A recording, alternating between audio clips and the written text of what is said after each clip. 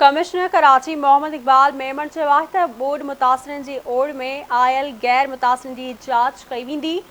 कंहिंखे बि ग़रीबनि जो हक़ मारण जी इजाज़त न ॾींदासीं। 7000 खनि मुतासिर वापसि मोटी चुका आहिनि। 41 कैंप्स में रुगो 13000 मुतासिर तरसिल आहिनि। हिकु शिकायत आहे त ग़लति माण्हू बि जेके फेक आहिनि हर भरू छो था कनि त असां अफेक्टी आहियूं ऐं असल में अफेक्टी न आहिनि, उहे टेंट सिटी में अची विया आहिनि। इहा ॻाल्हि कंप्लेंट जेका मुंहिंजे साम्हूं बि आई आहे, MODC खे इहो एडवाइस कयो आहे त जेका असां वटि डेटा मौजूदु आहे, जिन स्कूलनि मां माण्हू आया आहिनि उन्हनि सां इहा हिते जे माण्हुनि जी डेटा मैच कयो।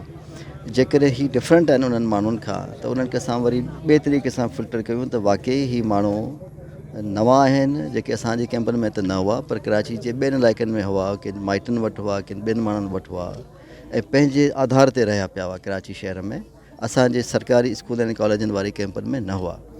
उन्हनि खे डबल चेक करे जेकॾहिं उहो साबित थियनि था त उहे वाक़ई मुस्तहिक आहिनि, उन्हनि खे बि हिते हुजणु खपे, हिते टेंट सिटी में रहनि, इमदाद वसूल कनि, पोइ त ठीकु आहे।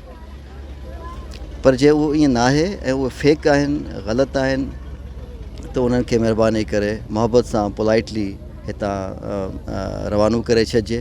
ऐं जिते बि हुआ उते वापसि हलिया वेंदा, पर हरू भरू उन्हनि खे इजाज़त न ॾियणु खपे त हू असांजी जेका मदद आहे बोर्ड मुतासिरनि जे लाइ उन में दख़ल अंदाज़ी कनि, उन में ख़लल विझनि ऐं ॿियनि जो हक़ु ग़सब कनि। सही आम तव्हांखे शुरू खां ॿुधायां त असां वटि जेका पीक फिगर हुई स्कूल जेके असांजी जेके कैंपूं हुयूं ऐं कॉलेजिस वारियूं, उन में तक़रीबन 19,500 600 700 इहो फिगर इन जे गिर्द घुमंदी रही ऐं 41 कैंपूं हुयूं, जेका हाणे घटि थी 4 ई असांजा ब्लॉक्स आहिनि हिन में टेंट सिटी में ऐं टोटल असांजो 20 हाणे वरी कैंपूं बची विया आहिनि। तक़रीबन 13,000 माण्हू हाणे आहिनि, जो मतिलबु इहो थियो त तक़रीबन 6-7 हज़ार माण्हू वापसि हलिया विया आहिनि पंहिंजनि अबाड़नि जॻहियुनि ते।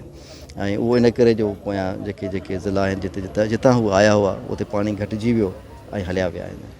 हाणे असांजो जेको हिते असां टेंट लॻाया आहिनि 1300 लॻी चुका आहिनि, वरी असांखे कुझु टेंट मिलिया आहिनि PDMA खां, असां उहे लॻाईंदासीं इंशाअल्लाह चंद ॾींहंनि में। हिते तक़रीबन 1800 टेंट ॿिया माना टोटल थी वेंदा। फ्यूचर प्लान इहो आहे त जेसिताईं हिननि जे अबाड़नि घरनि में पाणी उते बीठल आहे तेसिताईं त हिते टेंट सिटी में रहंदा ऐं उनखां पोइ वापसि हलणु शुरू थी वेंदा।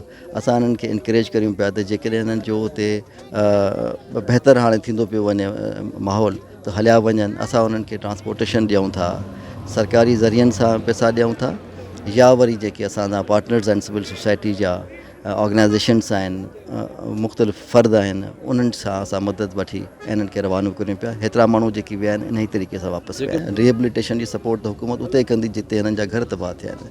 हीअ यकीनन उन में इंट्रस्टेड हूंदा त उन्हनि जी रिहेबिलिटेशन में जेका हुकूमत जी इमदाद ईंदी उन में ही बि हिसो वठनि। इहो पॉसिबल ई न आहे, मुंहिंजो ख़्यालु आहे त को इंसानु इहो सोचींदो ई न त उनखे हुते इमदाद मिलंदी हुजे वरी हिते वेठो हुजे, इहो पॉसिबल ई न आहे।